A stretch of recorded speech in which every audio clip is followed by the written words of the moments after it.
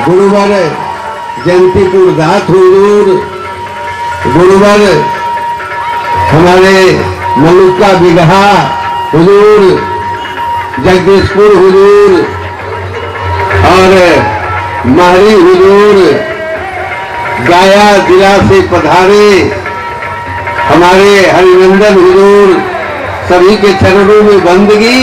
और इसके साथ आप तमाम माताओं, बहनों, भाइयों, बच्चों सभी के चरणों में इकट्ठे शाही बंदगी। एक बार हम लोग शांति के लिए जोर से, मैं सदगुरु कबीर का नाम लूंगा। मैं देखना चाहता हूं कि भीड़ में कितनी जोश है, सदगुरु के प्रति कितनी श्रद्धा है। आप लोग साहेब उनकी बोलेंगे, सिर्फ साहेब उनकी। सदगुरु कबीर साहब को, सदगुरु कबीर साहब को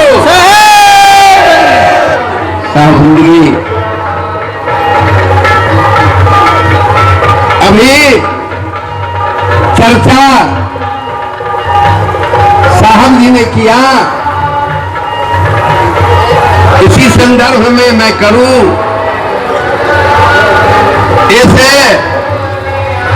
इस हाट का नाम, इस बाजार का नाम सोनपुर है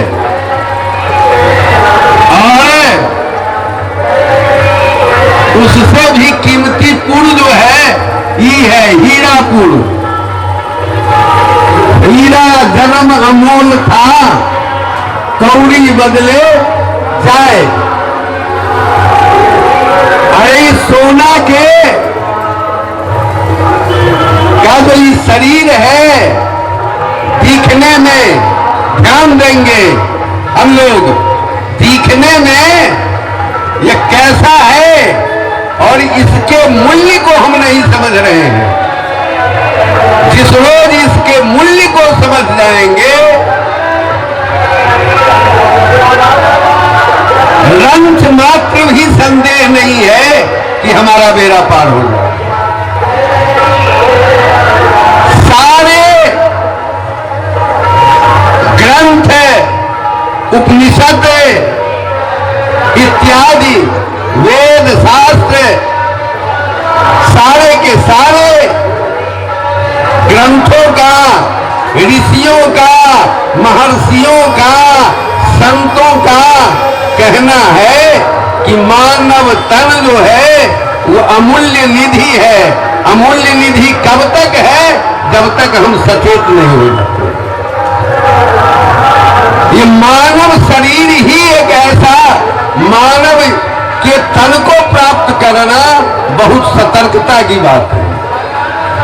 आप देखते होंगे बिल्ली को, कुत्ता को, विविध प्रकार के 84 लाख योनियों में जिसको हम काफी एक दृष्टि से देखते हैं, ऐसे भी प्राणी पूर्ण है। कुत्ता में कोई कमी नहीं है, पूरा कुत्ता है। बैल में कोई कमी नहीं है, पूरा बैल है। कमी है तो सिर्फ आदमी में। आदमी को आदमी बनने में काफी मेहनत की जरूरत है। आदमी जब एक रेखा से पतित होता है, गिरता है, तो कुत्ता से भी बदतर हो जाता है, बैल से भी बदतर हो जाता है। और उसको हम लोग कहते हैं कि तुम कुत्ता से भी गया गुजरा है, तू बैल से भी गया गुजरा है।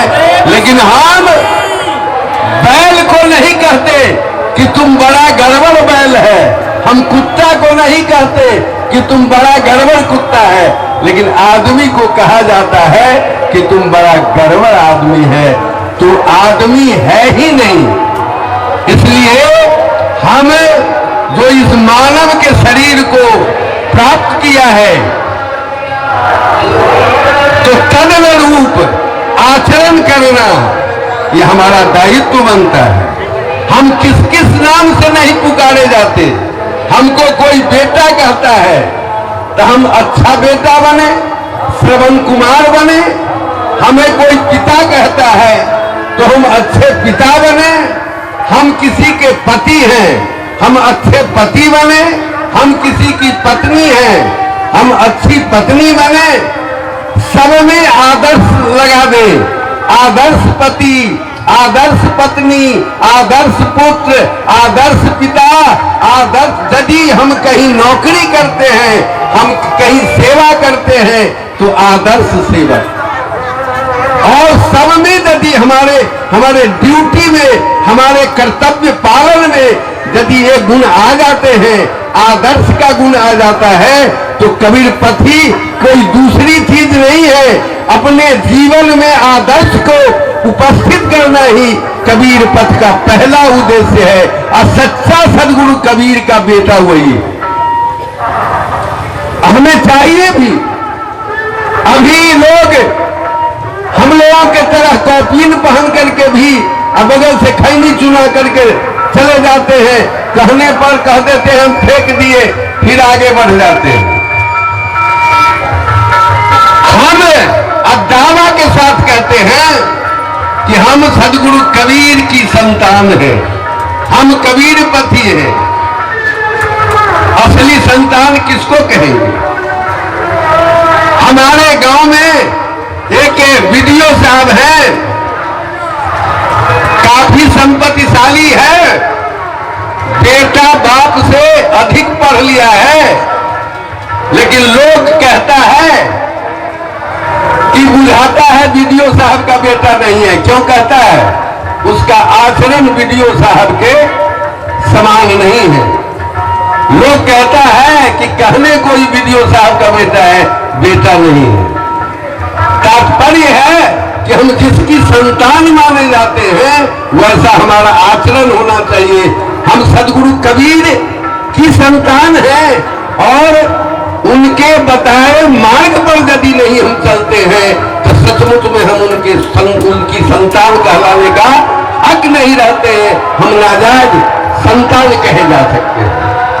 इसलिए हमारा दायित्व है कि हम जिस नाम से पुकारे जाते हो, ये कंठी लेना तो बाद की बात है, दाढ़ी बढ़ाना तो बाद की बात है, मुरेठा पगड़ी तो बाद की बात है। कितने मुरेठा पगड़ी वाले, कितने श्वेत वस्त्र धारण करने वाले आप देख रहे हैं। तनी गड़बड़ी हुई है, अभी जेल की हवा खा रहे हैं, खिचड़ी खा रहे हैं।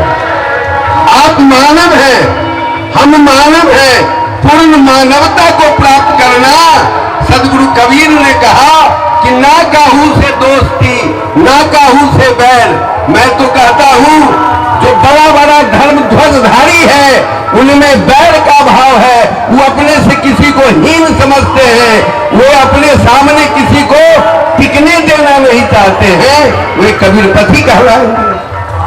खुशामदी लोग उन्हें कह सकते हैं, लेकिन हम लोगों के जैसा आदमी कभी भी उन्हें कबीर पथी नहीं कह सकता है। क्योंकि कबीर पथ होने के लिए कैसा भाव होना चाहिए? ना काहू से दोस्ती, ना काहू से बैर, या सब काहू से दोस्ती, ना काहू से बैर। यह भाव यदि हो, तब हम कबीर पथ के अनुयायी हैं, तब हम सचमुच में कबीर की संतान हैं। हम कबीर पथी कहलाने का हक रखते हैं। इसलिए हम पहले कबीर पथी बाद में बने, हम सिर्फ आदमी बन जाए। हम जो जन्म लिया, क्या हम आदमी हैं? आदमी की तरह दिख रहे हैं, आदमी की तरह लोगों को बुझाता है कि हम आदमी हैं, लेकिन हम आदमी हैं नहीं, हम दिखते हैं आदमी। इसलिए एक उपनिषदकार ने लिखा है, छांदोग्य उपनिषद में, उत्तिष्ठत जाग्रत प्राप्ति वरा निबोधत क्षुरस्य धारा निशिता दुरत्यया दुर्गम पथस्तत् कवयो वदन्ति। उठ जाओ, उत्तिष्ठत जाग्रत, जग जाओ। हम लोग जगे हुए हैं, दिखाई पड़ रहे हैं जगे हुए हैं। क्या हम जगे हुए हैं? क्या हम उठे हुए हैं? सदगुरु कबीर ने भी यही कहा, उनका भी यही कहना था। और उपनिषद का भी जो महर्षि है, ऋषि है, उनका भी कहना है, उठ जाओ, जग जाओ। विदेश के राइटर ने भी कहा था, एराइज एंड अवेक, जग जाओ, सतर्क हो जाओ। यह शब्द सतर्कता की है। क्यों? उत्तिष्ठत जागृत प्राप्य, प्राप्त करो क्या? वरदान निबोधत। श्रेष्ठ महापुरुषों की वाणी को, श्रेष्ठ महापुरुषों के बोध को, ज्ञान को प्राप्त करो और प्राप्त करने के बाद सतर्कता से उनके बताए हुए रास्ते पर चलो। क्या चीज है कि तुम्हारा कल्याण हो जाएगा? क्योंकि उस रास्ते, मानवता के रास्ते पर चलना, कुत्ती बिल्ली के रास्ते पर चलने में कोई हर्जा नहीं है, लेकिन मानव बनकर मानवता के रास्ते पर चलना बड़ा कठिन है। छुरस्य धारा निशिता दुरत्यया, छुरा का धार, निशिता जो काफी तीक्ष्ण है, तेज है, दुरत्यया जिस पर चलना कठिनाई है, दुर्गम पथस, दुर्गम जिस पर जाना काफी कठिन है, ऐसा विद्वान, दुर्गम पथस तत् कवियो वदंती, ऐसा विद्वानों का कहना है। मानवता का रास्ता बड़ा कठिन है। यह जो सदगुरु कबीर ने जो लड़ाई लड़ी आध्यात्मिकता की, अभी आप देख रहे हैं, साहब ने भी चर्चा किया, एक कुन्हारा घाट की चर्चा किया साहब ने, चर्चा चली हम लोग, कौन हारा, कौन हारा? हम तो कहेंगे सबसे बेसी पंचायती करने वाला हार गया, कोई नहीं हारा। गज और ग्राह की लड़ाई हुई, नहीं पहुंचते विष्णु जी तो ध्वज मारा जाता, वो पहुंच गए तो ग्राह मारा गया। एक तो किसी भी स्थिति में मर रहा था, इसलिए इस दोनों में से कोई हारा जीता नहीं। जो हारने वाला हार गया। लोग भले ही गुणगान करें कि उन्होंने बड़ी अच्छी पंचायती की, और गांव में ऐसी पंचायती हो जाएगा तो सब बकैती निकल जाएगा, कहेगा कि बड़ा गड़बड़ पंचायत हुई है।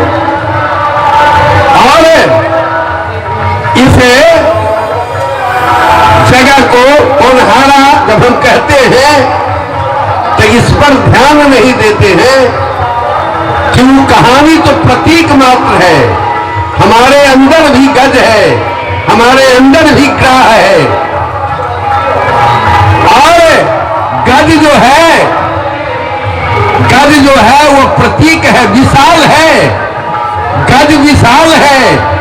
विवेक हमारे अंदर का जो ज्ञान है वो महान है, लेकिन गड़बड़ी जो है वो ग्राह के समान तुच्छ जीव है, लेकिन उसका आहार बड़ा गड़बड़ है। यहां जो भीतर की जो लड़ाई है, भीतर जो गज ग्राह की लड़ाई है, इसी को समाप्त करना हमारा उद्देश्य है। सदगुरु कबीर ने कहा कि इसको मारो, इसके अंदर जो है वो मारना के कैसा मारना। उन्होंने अपने शिष्य को कहा था कि मांस लाओ, कलियां लाओ, लेकिन जीव जंतु के पास न जाओ, जिंदा मुर्दा छाड़ी के लाओ। मांस लाना है तुमको, लेकिन किसी जीव के पास नहीं जाना है।